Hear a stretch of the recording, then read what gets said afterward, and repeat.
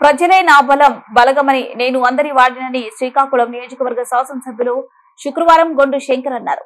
సుపరిపాలన తొలి అడుగులో భాగంగా నగరంలో దమ్మల వీధి, గుడి వీధి, చంపలగళ్ల వీధి, ఎచ్చెర్ల వీధి, కస్బా వీధులలో పర్యటించి ప్రతి ఇంటికి వెళ్లి కూటమి ప్రభుత్వం అందజేస్తున్న సంక్షేమ పథకాలు ప్రాముఖ్యతను వివరిస్తూ తల్లికి వందనం విధులు అందాయో లేదో అడిగి తెలుసుకున్నారు.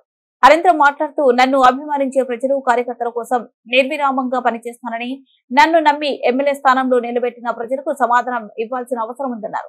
ప్రతి కార్యకర్తకు ప్రజలకు వారు వీరు అనే తేడా లేకుండా, పార్టీలతో సంబంధం లేకుండా అందరికీ అందుబాటులో ఉంటూ సమస్య పరిష్కారాన్ని సుగమనం చేస్తానని, శ్రీకాకుళం ప్రజలంతా నా కుటుంబ సభ్యులనే విషయం మర్చిపోవద్దని, నేను మీ కుటుంబంలో ఒకరినని, కుటుంబీ ప్రభుత్వం అందరినీ ప్రభుత్వం అని, ఎక్కడ కష్టం ఉంటే అక్కడ నేనుంటా అని హామీ ఇచ్చారు.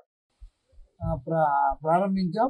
దాంట్లో భాగంగా ఈరోజు గుడి వీధి, అలాగే దమ్మల వీధి, ఇది ఎచ్చర్ల వీధి, చంపాగాల వీధి, సరంగడాల వీధి, ఈ ప్రాంతంలో ఈరోజు ఇంటింటికి కార్యక్రమం చేపట్టి ప్రజలకి సంక్షేమ పథకాలు ప్రభుత్వం ఇస్తున్నాం అందుతున్నాయా లేదా, అలాగే ఇక్కడ మౌలిక వసతులు సరిగా ఉన్నాయా లేదా దానిపైన మేము పూర్తిగా సర్వే చేసి మై టీడీపీ యాప్ ద్వారా ఎవరికైనా ఇబ్బంది ఉంటే అది అప్లోడ్ చేస్తున్నాం.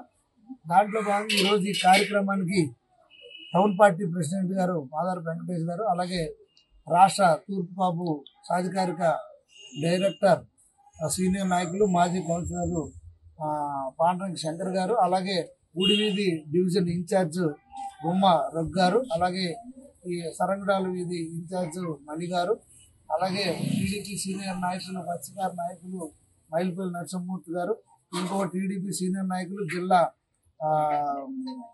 ఐటీడీపీ అధ్యక్షులు విజయరామ్ గారు, అలాగే ఎస్వి రమణమాదిక్ గారు, ఇతర తెలుగుదేశం పార్టీ నాయకులు, రాష్ట్ర ఎస్సీసీఎల్ ప్రధాన కార్యదర్శి రమణమాదిక్ గారు, వాళ్ళ కిరణ్ గారు, టీడీపీ యువ నాయకులు వాళ్ళ కిరణ్ గారు, అలాగే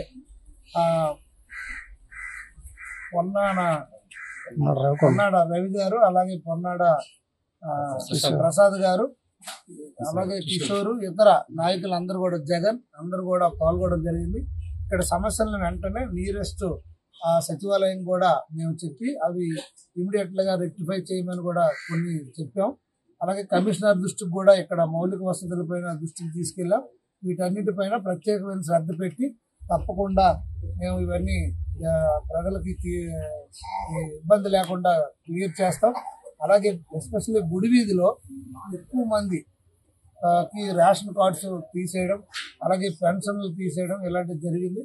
దీనిపైన కూడా మళ్ళీ శ్రద్ధ పెట్టి ఆ రెక్టిఫికేషన్ అంతా చేస్తామని ఈ సందర్భంగా తెలియజేసుకుంటూ నమస్కారం.